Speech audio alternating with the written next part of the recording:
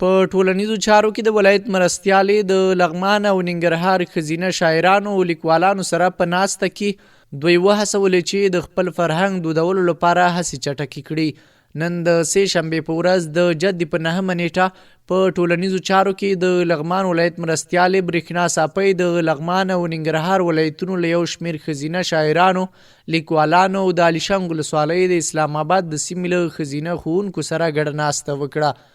په دې ناسته کې د ولایت مرستیالې د ملي فرهنګ د غښتلتیا، د پردیو فرهنګونو د مخنیوي، د ادبي هڅو د زیاتوالي او د لغمان، ننګرهار او ټول هیواد د ښځو په وضعیت هر اړخیزې خبرې وکړې.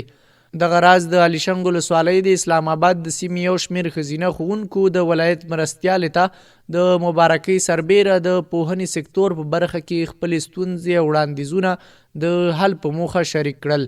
په ټولنیزو چارو کې د لغمان ولایت مرستیالې اغلې برېښنا ساپۍ راغلو ښوونکو ته د تدریسي بهیر د کیفیت لا ښه والي او بشپړې همکارۍ ډاډ ورکړ.